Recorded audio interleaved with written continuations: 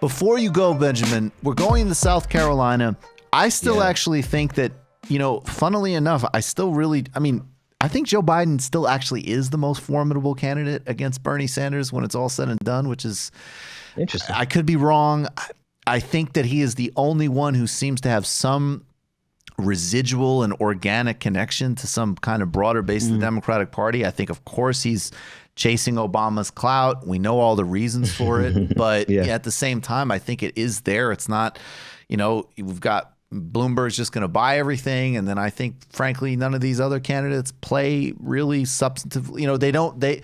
They have a base, which is in the white upper middle class. That's what the numbers show with the other candidates, so far. And I don't anticipate that changing. And part of the reason that Joe Biden might have a strong showing in South Carolina, and I should just say the first half of that analysis was serious. Now I'm going to become decidedly not serious, is because of doing things like, and I hope we have the sound ready. This is Joe Biden abroad, if you know what I'm saying. I'm terrified of Joe hearing Biden, this. as you know, Benjamin, has a very long and illustrative history in the American civil rights movement. Oh, yeah. But this work did not stop inside our own borders, my friend. What did you do, Michael? What did you do? This work. No, I actually didn't do this part. This is something he actually said. This is Joe Biden talking about his record in South Africa. Okay. All right. This day, 30 years ago, Nelson Mandela walked out of prison and entered into discussions about apartheid. I had the great honor of meeting him. I had the great honor of being arrested with our UN ambassador on the streets of Soweto trying to get to see him on Robben Island. This day... Did you catch that? Did you catch that? Wow. Did you just 1 minute? Did you catch? He just it went by said, so fast, but did he? Can you rewind play it for Benjamin one more time? This day, 30 years ago, Nelson Mandela walked out of prison and entered into discussions about apartheid. I had the great honor of meeting him. I had the great honor of being arrested with our UN ambassador on the streets of Soweto trying to get to see him on Robben Island. This day, so 30 years. Something that's easily trackable and something that's easily verifiable. Wow. So you sure Matt, you sure that's not you, Mike? Matt was Matt, our fact checker. Was Joe Biden arrested in Soweto trying to see Nelson Mandela? It appears if he was, he didn't mention it in his biographies when he talks about going there or ever really before. We have a New York Times story about it right here. I'll pull it up. Well, just to be fair, just because he didn't say it in his biographies, and we all know that Joe is extremely reticent about talking about trafficking.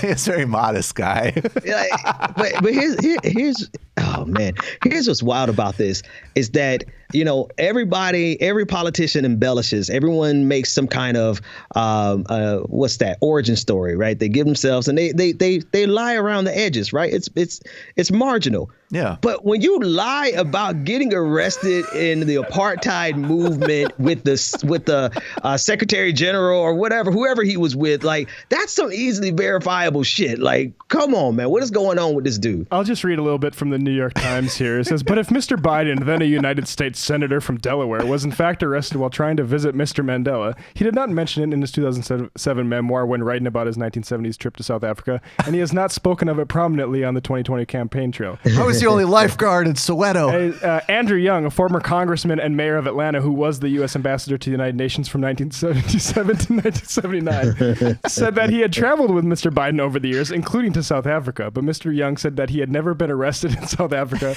and expects skepticism that members of Congress would have faced arrest there. I mean, that's the thing. I like how it's like everybody, you have to do the reporting like they said arrest records are not readily available, which is true. And then he didn't mention it in his autobiography. But I could tell you where we would probably find something like this happening, which would be in every single modern history book written about South Africa if they arrested a United States senator in the 1970s. Right. But this would be slightly registered on the world stage. Let's just read a few more quotes then, because it's kind of funny. No, I was never arrested. And I don't think he was either, Mr. Young, now 87, said in a telephone interview.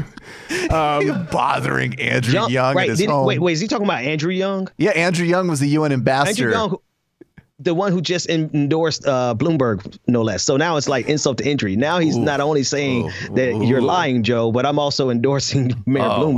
Well, I'm pro Biden in this one. Yeah, well, we can move on. Here's a former Senator Gary Hart, a Democrat from Colorado who joined the Senate in 1975 and who was a vocal opponent of apartheid, said in a brief phone call, "I know nothing about that." All right, well, Benjamin Dixon, on that note, can you tell us in the last minute, well, first of all, would you like to thank Senator Biden for his efforts, and how do you think South Carolina is going to look? I really appreciate everything that he did to end apartheid in South Africa, and things would not have been the same without him, so we appreciate your service. I was the guy who said you need to negotiate with Mbeki. I was there. On behalf of Corn Pop and on behalf of all the people of South Africa, we genuinely appreciate you. In terms of South Carolina, I think Joe Biden is going to do fine, obviously, because he's riding on the coattails of a black man. A lot of older black people just want to get back to some semblance of normalcy, so they're trying to be, quote unquote, pragmatic. But I don't think his win is going to be big enough to actually keep him alive in the long run.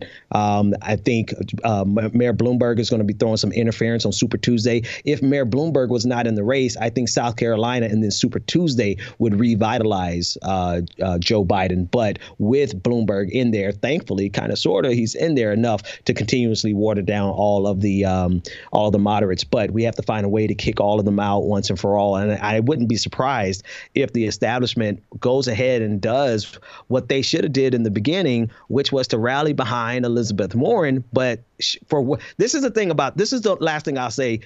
The establishment is extreme, right? Right. Bernie Sanders is not radical. Right. Elizabeth Warren is pretty much standard fare Democratic with maybe one or two policies that seem pretty progressive, and it's cool, fine. But even Elizabeth Warren is too much for our extreme Democratic corporate shill party. And so this is really where the rubber is meeting the road. The people are saying, screw you to the corporate wing of the Democratic Party. And the Democratic Party is doing everything they can to fight back. So I think we have to be ready to fight back. We need to be organized in case they try some shenanigans in Milwaukee. We need to be organized beforehand as well as after the fact. It's kind of like P.T. Botha and Nelson Mandela. That's what Bernie Sanders is like. Benjamin Dixon, thank you so much as always.